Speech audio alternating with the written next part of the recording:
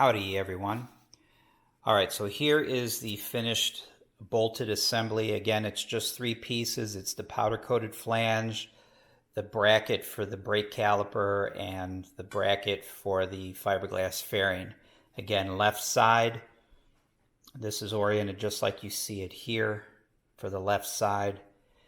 And this is what the finished product looks like. Make notes of the order that everything is in, which side of the flange, the white powder coated flange, that everything sits, your spacers, your washers if needed, the cutout corner for your caliper to pass through.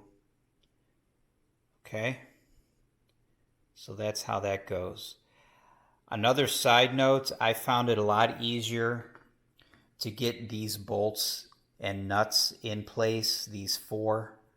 I found it a lot easier if I used a crow's foot.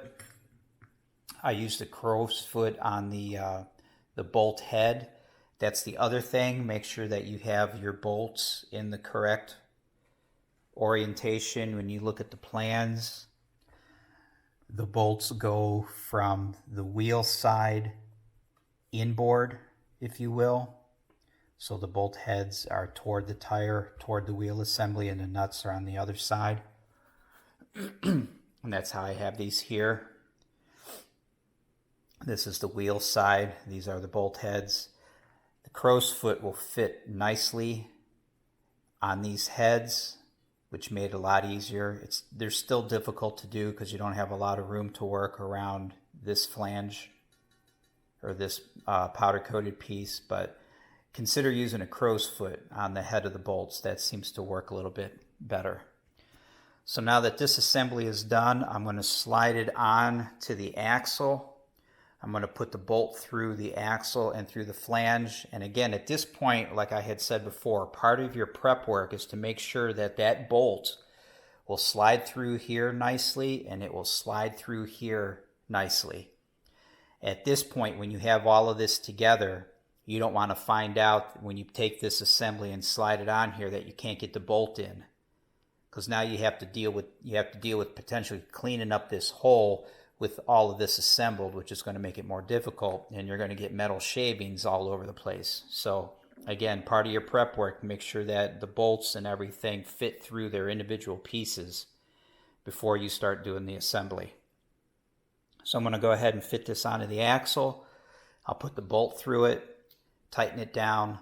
I've already verified that the caliper still slides through these bosses really nice, so nothing has been warped or tweaked. And then we can start talking about mounting the wheel. Howdy everyone. All right, a couple more things on this assembly. You can see that I've got the through bolt in place now through the powder coated flange. And something that I wanted to point it out, this is depicted in the plans, but they don't really explain it. So you have a washer on this side. Let's see if I can get this. Let me go over here. You have a washer underneath the head of the bolt here. On this side, you've got two washers. Now, these washers are two different sizes. And the reason for that is the bolt is a shoulder bolt. Only the very end of it is threaded. The shoulder itself is 5/16 in diameter. Part of that shoulder passes past the white powder coated flange. So this bigger washer that's underneath, that fits over that 5/16 shoulder that comes out. The threaded part is 1/4-20. So it's a smaller diameter, and that is what this smaller washer is for. The washer immediately underneath the nut is a 1/4-20 washer.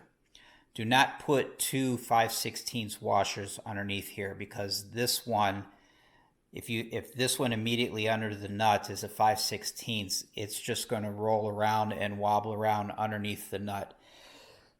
The way that the threads are cut, there's a little bit of a relief at the bottom of the threads. So even this 1/4-inch washer will walk around a little bit underneath the nut. So as you tighten this bolt in place, try to move those washers around a little bit as you tighten the nut down so that they're somewhat centered and concentric to the nut. It's not a big deal, but it's just something that I wanted to point out, that you want to make sure you've got the 2 different size washers in the right location underneath this nut. There's a reason for it. And I think this will potentially show, once again, the relief corner for the brake caliper. So this corner in here that you cut on this plate is so that this will slide past it. This is hard to do one-handed, like that. You can see how the caliper will slide beyond that cutout. If I can get it to slide, there we go. And again, you want to make sure that it passes through there freely and there's no binding between these 2 bosses. This caliper needs to slide through those freely. It's half resting on the table, so it's difficult for me to get it to slide. And of course, ultimately, when this is assembled permanently, I'll be putting some grease on these studs where they slide in these bosses. Those will get greased. So when you go to put this assembly on the axle for the last time, like I said before, grease in. I decided, it's not written anywhere on the instructions, but I decided to grease inside of this part, and I put some grease on the axle itself so that the bare metal in there is somewhat protected. So that's been greased.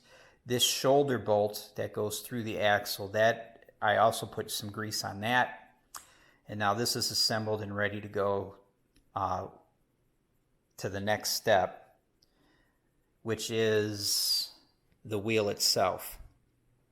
So the wheel comes assembled as you see it, except for the bearings. The bearings come separate in little plastic bags.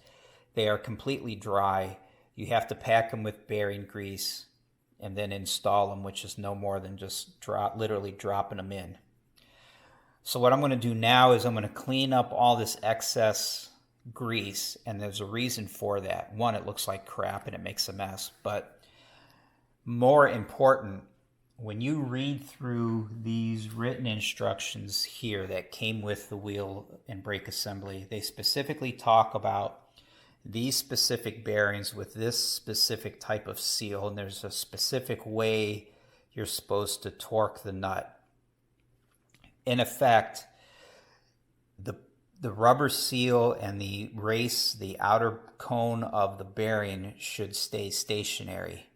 The wheel should spin around the black rubber. There are also washers, machined aluminum washers. These are part of the Vans kit.